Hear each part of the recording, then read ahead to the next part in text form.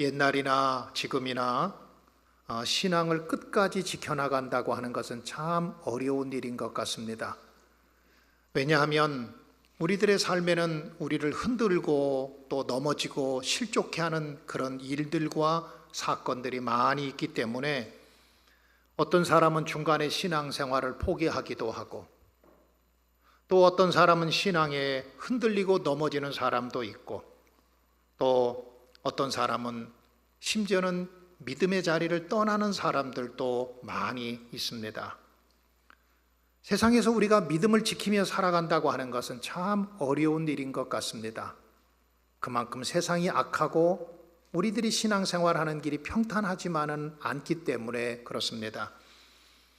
그래서 사도 바울도 디모데후서 4장 7절에 보면 그가 이제 임종을 얼마 남겨놓지 않고 자기 인생을 뒤돌아보면서 디모데에게 나는 선한 싸움을 싸우고 나의 달려갈 길을 마치고 나는 믿음을 지켰다.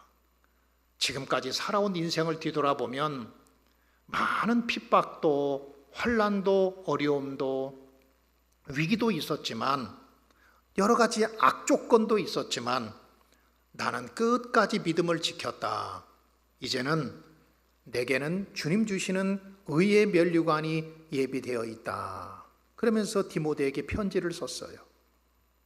디모데야, 내가 살아온 길을 뒤돌아보니까 많은 핍박도 유혹도 환난도 또 그리고 여러 가지 악조건들이 많이 있었지만 나는 그래도 변하지 않고 믿음을 굳게 지켰다. 이제 주님께서 내게 주신 의의 면류관이 예비되어 있는데 이 예비된 의의 면류관은 내게만 주시는 것이 아니라 나와 같이 끝까지 믿음을 지키는 사람에게는 주님께서 모두 주실 거다. 사랑하는 성도 여러분, 주님 주시는 면류관을 받는 그날까지, 주님 주시는 상급 받는 그날까지 여러분들 고난과 시련이 여러분 앞에 있다고 할지라도 끝까지 믿음을 잘 지켜나가는 저와 여러분 되기를 주님의 이름으로 축원합니다. 때로는 우리를 흔드는 일들이 많아요. 때로는 우리를 넘어지고 자빠지고 뒤집어지게 만드는 일들이 많이 있지만 그래도 변함없이 믿음을 끝까지 지켜서 의의 면류관, 주님의 칭찬받는 여러분 되기를 다시 한번 주님의 이름으로 축원합니다. 오늘 읽은 이 요한복음 16장의 말씀은 예수님께서 십자가에 달려 죽으시기 전날 밤에 제자들을 다 모아놓고 다락방에서 고별 설교를 하신 내용입니다. 그러니까 예수님은 이제 이 고별 설교를 하시고 난 후에 겟세마네 동산에 올라가서 기도하시다가 잡히시고 밤새도록 고문을 당하시고 그리고 이제는 다음 날 십자가에 달려 죽임을 당하십니다. 그리고 예수님이 사흘 만에 부활하시고 40일 동안 이 땅에 계시다가 하늘로 승천하세요. 그런데 제자들은 예수님은 하늘로 승천하시지만 제자들은 이 땅에서 또 하나님의 사역, 하나님의 일을 계속 해나가야 되는 입장입니다. 그런데 제자들이 예수님 떠나고 나면 제자들이 있어야 될 이 세상은 온갖 유혹과 핍박과 박해 그리고 어려움이 기다리고 있는 세상들이에요. 예수님이 모실 때에 제자들을 보면서 자칫하다가 제자들이 어려운 일 당하면 실족할까? 또 핍박을 당하면 넘어지고 쓰러질까? 예수님이 제자들을 보면서 걱정하시면서 오늘 1절에 이렇게 말씀하세요. 우리 한번 다 같이 1절 말씀해 볼까요? 내가 이것을 너희에게 이름은 너희로 실족하지 않게 하려 함이니 사람들이 너희를 실족할 뿐 아니라 때가 이르면 물은 너희를 죽이는 자가 생각하기를 이것이 하나님을 섬기는 일이라 하리라. 그러니까 앞으로 많은 환난과 고난이 있을 거다. 그런데 그들이 하나님의 이름으로 너희를 핍박할 것이고 하나님의 이름으로 너희를 옥에 가둘 것이고 너희를 하나님의 또한 일로 생각하고 너희를 죽이게 될 거다. 그런 많은 일들을 당하게 될 거다. 실족할 일이 많을 거다라는 말씀이에요.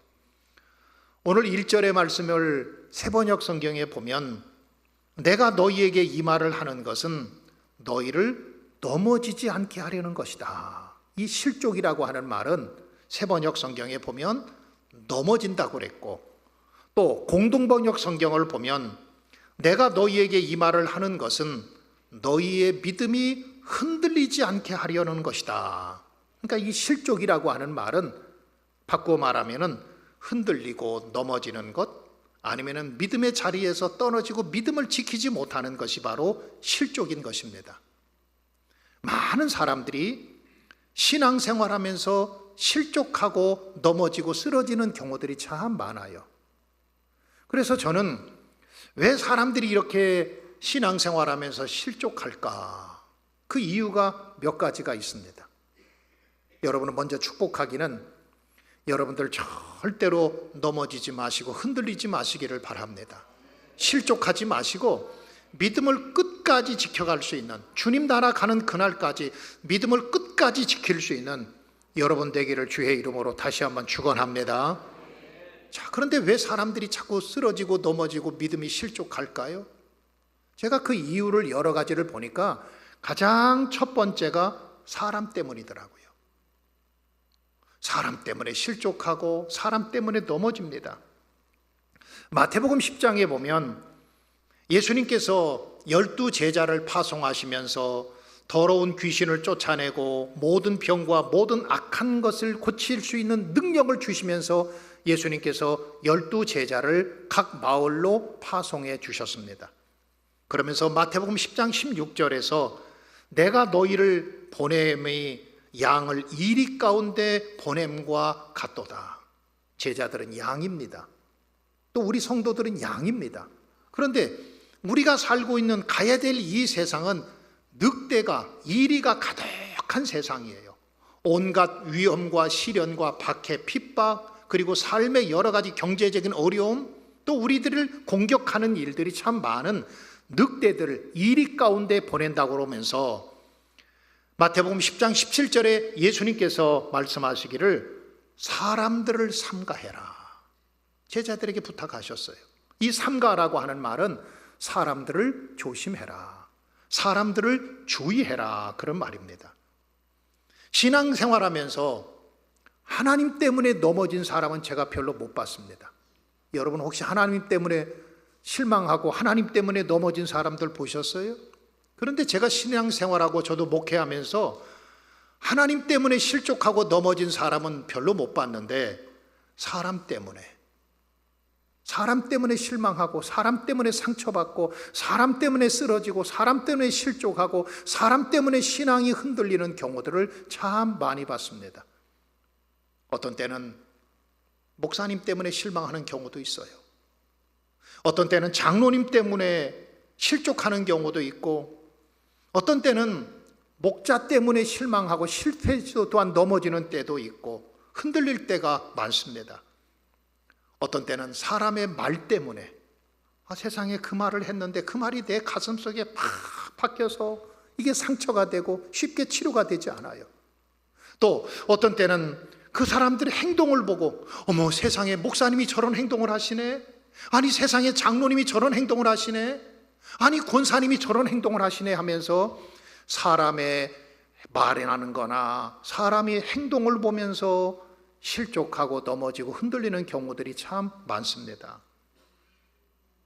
여러분, 제가 신학대학을 지금부터 40년 전에 입학을 했는데요, 그 신학대학을 입학하면서 첫 번째 기독교 교육이라고 하는 첫 번째 시간을 맞이했는데 여자 교수님이 우리 신학생들, 거기 이제 앉아있는 그 신학생들에게, 신학대학 학생들에게 그런 말씀을 했던 기억이 나요. 마태복음 18장 6절을 읽어주셨습니다. 누구든지 나를 믿는 이 작은 자 중 하나를 실족하게 하면 차라리 연자 맷돌이 그 목에 달려서 깊은 바다에 빠뜨려지는 것이 낫다. 그러면서 여러분, 바른 목사가 되십시오. 다른 사람 실족하게 하는 목사가 되지 마십시오. 목사가 되더라도 이제는 목사가 되려고 다들 신학대학에 온 그 신학대학들 1학년 학생에게 여러분, 다른 사람을 넘어지게 하는 목사가 되지 마십시오. 만약에 다른 사람을 실족하게 하면 차라리 연자맷돌을 그 목에 달려서 깊은 바다에 빠뜨리는 것이 낫습니다. 이 말씀을 여러분들이 평생 목회하면서 가슴에 간직하고 목회하십시오. 신학교 1학년 학생 때, 그것도 40년 전에. 근데 저는 이 말씀이 항상 가슴에 남아 있어요. 나 때문에 우리 교인들이 상처받으면 안 되지. 나 때문에 우리 이웃들이 상처받으면 안 되지. 아무리 그래도 때로는 목사도 연약하기 때문에 나 때문에 상처를 줄 때가 많이 있고요, 넘어지고 쓰러지게 할 때도 참 많습니다. 사람은 우리를 쓰러지게 만들어요. 사람은 내게 상처를 줘요. 사람은 나를 아프게 만들어요. 사람은 사람을 바라보다 보면 넘어지고 흔들리고 실족하게 하는 경우들이 참 많습니다. 제가 알고 있는 선배 목사님이 교회 건축을 했습니다. 그런데 건축업자가 교회 장로님이에요. 다른 교회 장로님이에요. 그런데 그 장로님에게 장로님이 얼마나 건축을 또 자기가 잘해보겠다고 하니까 장로님에게 건축할 수 있는 돈을 많이 전달했어요. 그런데 그 돈 가지고 도망가 버렸어요. 아니, 세상에 장로님을 믿었는데, 건축업자가 장로님이셨는데, 우리 교회 장로님이 그렇다는 건 아니니까 여러분 걱정하지 마세요. 그런데 건축비만 받고 도망가 버렸습니다. 건축이 중단되고 이것 때문에 목사님이 얼마나 고생했는지 몰라요. 눈물을 얼마나 흘렸는지 몰라요. 물론 고생하다가 결국에 다 건축은 완성이 됐지만 그 목사님 속에는 아픔이 생기게 되었던 것입니다. 저는요, 사람이라고 하는 것은 믿음의 대상이 아닙니다. 그렇게 생각해요. 사람 믿지 마세요. 여러분, 그렇다고 목사 전혀 믿지 말라는 얘기가 아닙니다. 신뢰해 주세요. 그렇지만은 믿음의 대상은 되지 않습니다. 오직 사람은 용서와 사랑의 대상인 줄 믿으시기를 바랍니다. 사람을 보면서 믿으려고 하지 마시고, 내가 저 사람 사랑해 줘야지. 어떻게 하면 저 사람을 내가 용서해 줄까? 내가 어떻게 하면 저 사람을 좀 신뢰해 줄까? 여러분, 그러면서 살아가면 신앙생활하면서도 절대로 상처받지 않습니다. 절대로 흔들리거나 넘어지지를 않습니다. 때로는 말 한마디 때문에, 하는 행동 때문에 실족하고 넘어지고 믿음에서 떨어지는 경우들이 참 많습니다. 사랑하는 성도 여러분, 사람 보지 말고, 사람은 용서와, 언제든지 여러분의 가슴 속에 사람은 용서와 사랑해줘야 될 대상이다. 때로는 내게 상처 줬던 사람도 사랑해줘야지. 여러분, 그런 마음으로 신앙생활하면 여러분들이 절대로 흔들리거나 넘어지거나 실족하지 않게 되는 것입니다. 두 번째로는요, 왜 우리가 믿음 생활하면서 흔들리고 실족하고 넘어질까? 가만히 생각해 보니까 환경 때문에 그래요. 환경 때문에. 우리가 여기서 환경이라고 하는 것은 많은 핍박과 고난, 또 그리고 어려움 때문에, 내게 삶에 다가오는 여러 가지 위기 때문에 신앙이 흔들리고 넘어지더라는 거예요.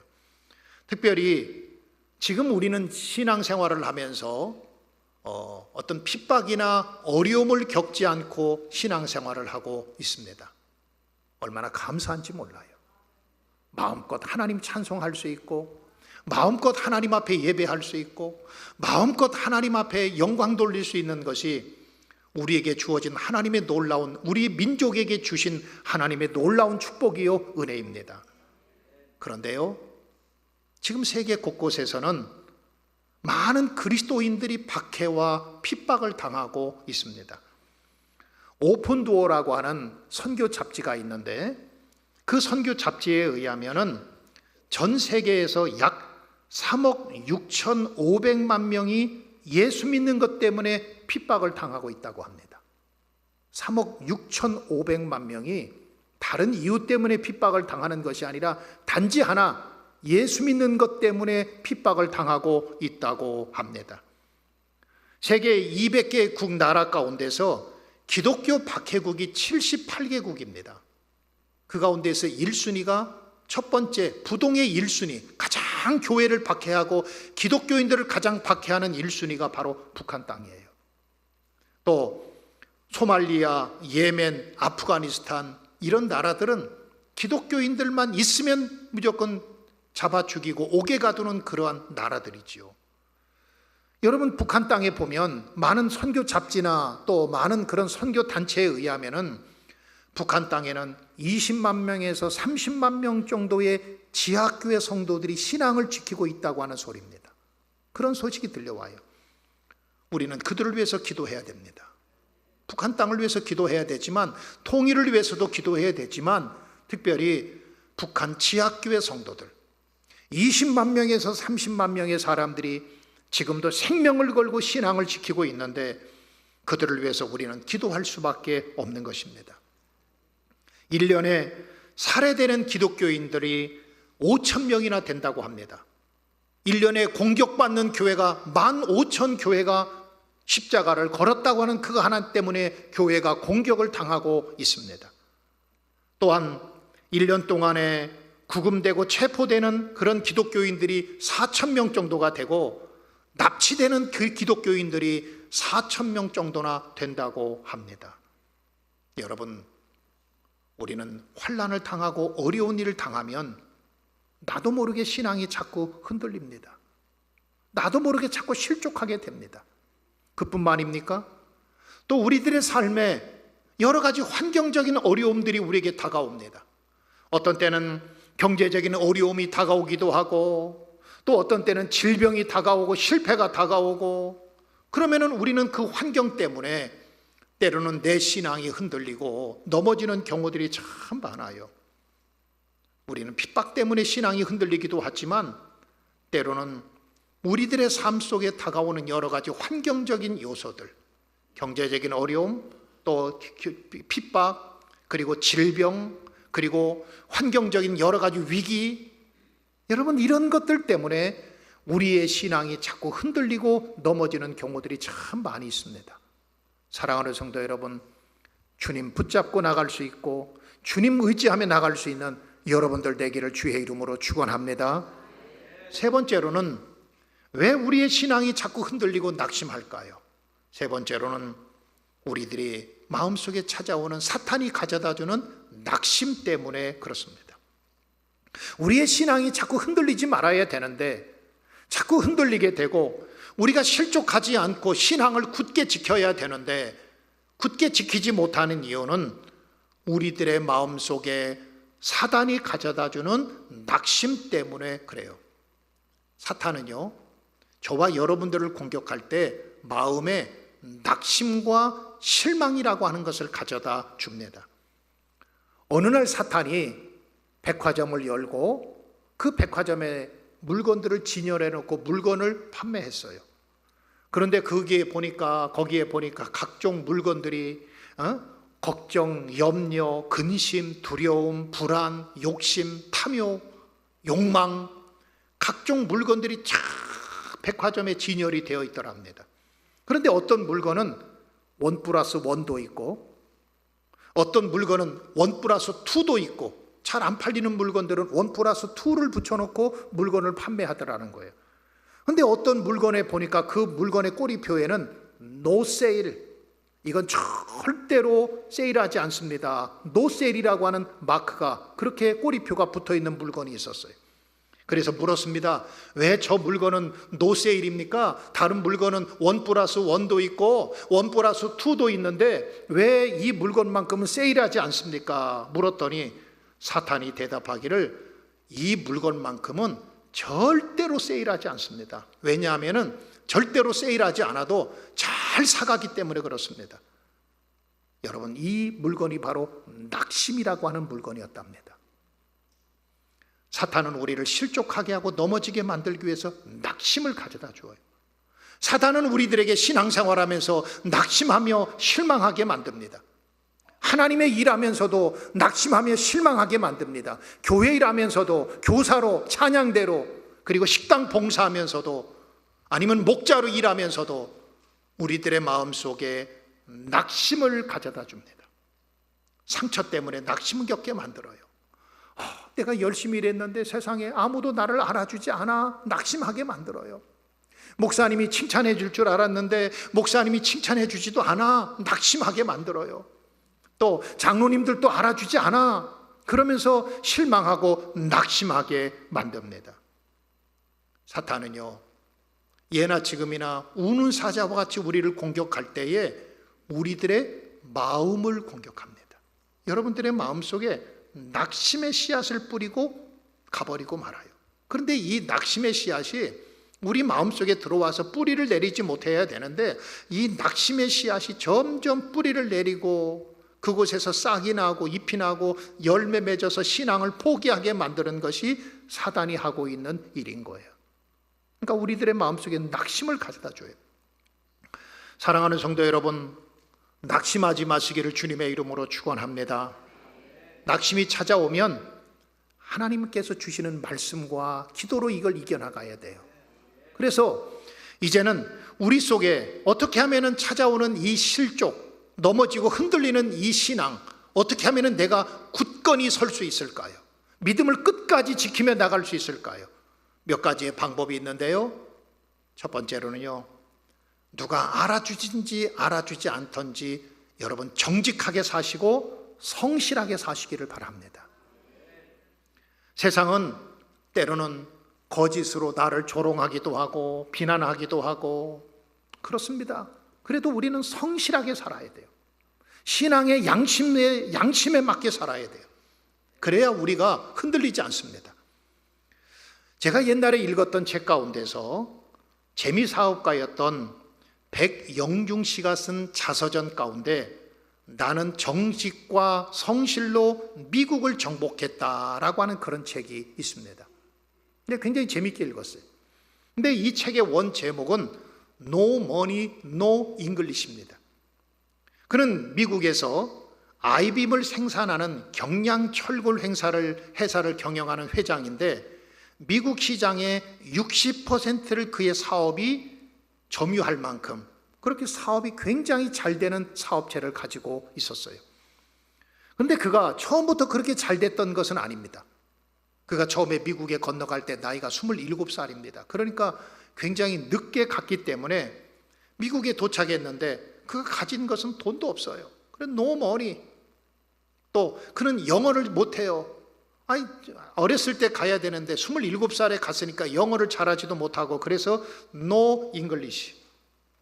그러나 그에게는 오직 한 가지, 성실, 정직, 성실하게 살고 정직하게 살아갑니다.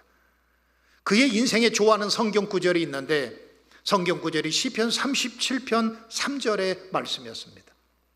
여호와를 의뢰하고 선을 행하라. 여호와를 의뢰하고 선을 행하라. 땅에 머무는 동안에 그의 성실을 먹을거리로 삼을지어다. 이 말씀을 그의 인생의 가슴에 새기고 일을 합니다. 그러니까 무슨 일을 하든지 성실하게 해요. 정직하게 해요. 이 말씀대로 살려고 애쓰고 노력합니다. 내가 정직하고 성실해야 누가 뭐라고 해도 여러분 우리가 흔들리지 않는 거예요.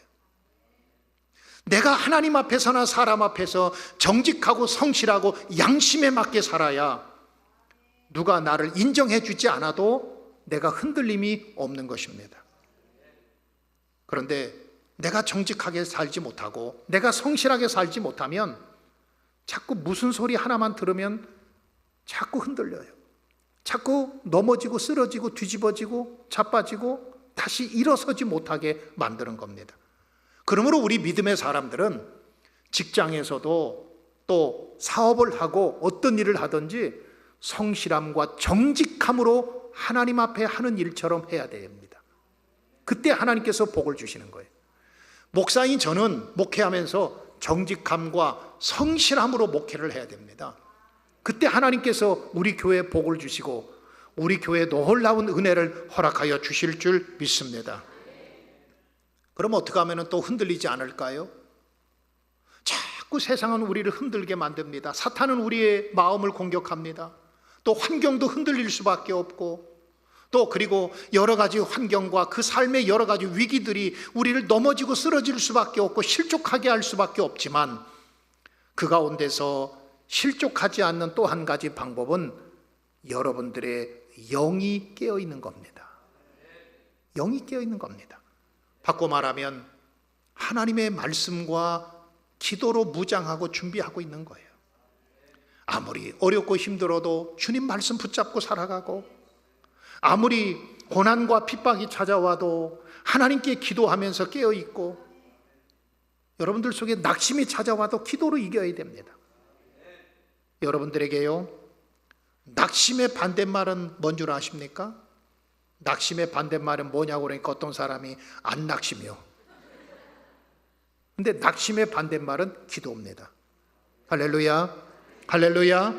우리 다 같이 따라 하십시다. 낙심의 반대말은 기도입니다. 낙심의 반대말은 안 낙심이 아니라 낙심의 반대말은 기도예요. 그러니까 여러분들 속에 낙심이 찾아오면 그때는 하나님께서 기도해라. 자꾸 마음에 낙심이 찾아오고 실망이 찾아오고 그러면 이때가 하나님 앞에 기도하라고 하는 하나님의 사인인 겁니다. 예수님도 이렇게 말씀하셨어요. 시험에 들지 않게 깨어 기도하라고 말씀하셨고, 기도 외에는 다른 종류로 이와 같은 것이 나갈 수 없다고 예수님 말씀하셨습니다. 그렇기 때문에 여러분들 마음속에 낙심이 찾아오고 실망이 찾아오고 그러면 그때 꼭 말씀과 기도로 영적인 삶으로 인해서 이기고 승리할 수 있는 여러분 되기를 주님의 이름으로 축원합니다. 마지막으로는요, 때로는 세상이 나를 흔들고 사람 때문에 실망스럽고 하나님의 일도 멈추고 싶고 교회도 다니기 싫고, 여러분 그때가 꼭 우리에게 있습니다. 어떻게 하면 우리가 흔들리지 않고 실족하지 않을까요? 마지막으로는 예수님 바라보시기를 바랍니다. 다른 방법이 없어요. 세상을 바라보고 사람을 바라보면 참 실망스럽습니다. 또 환경을 바라보면 넘어지고 쓰러지고 뒤집어집니다. 포기하고 싶습니다. 그때에 우리가 할 수 있는 것은 예수님 바라보는 거예요. 십자가 바라보는 거예요. 그게 우리들의 하나님께서 주신 영적인 무기인 것입니다. 마태복음 14장에 보면 예수님께서 갈릴리 바다를 제자들이 건너가게 하시고 예수님은 산에 올라가서 기도하고 계셨습니다. 그런데 제자들에게 예상치 않은 큰 풍랑이 찾아왔습니다. 예상치 않은 풍랑은 우리 인생에도 찾아옵니다. 아니, 풍랑이 올 것 같으면 준비라도 할 수 있는데 준비도 없는데 어느 날 갑자기 내게 풍랑이 찾아와요. 어떤 때는 내게 건강이라고 하는 풍랑이 찾아오기도 하고, 어떤 때는 내 인생에 실패라고 하는 바람이 불기도 하고, 어떤 때는 내 인생에 시련이라고 하는 바람과 풍랑이 찾아오기도 하고, 어떤 때는 가정의 위기라고 하는 풍랑과 시련이 찾아오기도 합니다. 그때 예수님께서 풍랑을 만난 제자들을 찾아가시죠. 물 위를 걸어서 제자들에게 다가오십니다. 제자들이 보고 귀신인 줄 알고 깜짝 놀랐어요. 아니, 물 위를 걸어오는 것이 세상에 이게 가능합니까? 예수님이라고 하는, 예수님이 함께 자기들을 찾아오실 거라고 하는 것은 생각지도 못하고 제자들은 무서워서 귀신이다 그렇게 소리를 질렀습니다. 그때 예수님께서 그들에게 안심해라, 내니 두려워하지 말아라. 안심해라, 내니 두려워하지 말아라. 내가 너희와 함께 하고 있다. 내가 너희 곁에 있다. 내가 너를 도와주고 있다. 너희 풍랑을 잔잔케 하기 위해서 여기 왔다. 그런 말씀입니다. 그때에 베드로가 주님한테 말해요. 주님이시면 저도 물 위를 걷게 해주십시오. 그래서 예수님께서 물 위를 걸을게 베드로로 하여금 오라고 그러니까 베드로가 예수님 바라보면서 물 위를 걷는 놀라운 기적을 경험하게 됩니다. 그런데요, 마태복음 14장 30절에 보면 베드로가 바람을 보고 무서워 빠져가는지라 그랬습니다. 베드로가 바람을 봤습니다. 풍랑을 봤습니다. 요동치는 그 바다를 봤습니다. 예수님 바라보면 흔들리지 않고, 예수님 바라보면 넘어지지 않고, 예수님 바라보면 실족하지 않고, 예수님 바라보면 다시 일어설 수 있고, 예수님 바라보면 다시 회복할 수 있고, 예수님 바라보면 놀라운 기적을 경험할 수 있을 텐데, 베드로가 바람을 보고 무서워 빠져가는지라. 사랑하는 성도 여러분, 그렇습니다. 우리는 바람을 보면 내 몸이 점점 물속에 빠져들어갑니다. 어떤 사람은 사람이라고 하는 바람을 봅니다. 어떤 사람은 환경이라고 하는 바람을 봅니다. 어떤 사람은 내 가정에 지금 찾아온 고난이라고 하는, 어려움이라고 하는 바람을 봅니다. 어떤 사람은 내 몸이 아픈 질병이라고 하는 바람을 보면서 자꾸 물속에 빠져들어가고 실망하고 낙심하고 넘어지고, 그리고 또한 실족하게 됩니다. 물 위를 걸을 수 있는 방법은 예수님 바라보고 걸어가는 거예요. 그러니까 우리 신앙생활 하면서 자꾸 다른 데 눈 돌리면 이쪽 바라보면 이쪽 바람에 휩쓸리고, 저쪽 바라보면 저쪽 바람에 휩쓸리고 자꾸 흔들리게 되어 있습니다. 그러니까 우리가 믿음 생활은 믿음의 주여 온전케 하시는 예수를 바라보자 그랬습니다. 사랑하는 성도 여러분, 많은 사람이 신앙이 흔들리고 실족하고 넘어지는 이유는 때로는 사람 때문입니다. 참, 교회를 다니면서 내가 상처를 치료하기 위해서 교회를 왔는데 사람 때문에 또 다른 상처를 받는 경우들이 참 많아요. 사람 바라보면 실망합니다. 내게 주어진 환경, 질병이라고 하는 환경, 핍박이라고 하는 어려움, 고난, 이런 거 바라보면 자꾸 우리가 물속에 빠져들어갑니다. 내 마음속에 찾아온 낙심을 자꾸 생각하면 우리는 쓰러지고 넘어질 수밖에 없습니다. 그러나 여러분, 우리가 어떻게 하면 흔들리지 않을까요? 어떻게 하면 풍랑을 부는 이 세상 가운데서 넘어지지 않을까요? 물속에 빠져들어가지 않을까요? 여러분들, 하나님 앞에서 사람 앞에서 정직하고 성실하게 사시기를 바랍니다. 하나님의 말씀과 기도로 여러분들의 영적인 삶을 무장하시기를 바랍니다. 그리고 끝까지 주님 바라보십시오. 때로는 실망스러울 때도 주님 바라보고, 상처받았을 때도 주님 바라보고, 내 마음이 아플 때도 주님 바라보고, 남편이 나를 괴롭게 해도 주님 바라보고, 때로는 사람 바라보고 실망할 때도 끝까지 주님 바라보고, 여러분 물 위를 걸어갈 수 있는 기적을 체험하는 여러분들 되시기를 주님의 이름으로 축원합니다.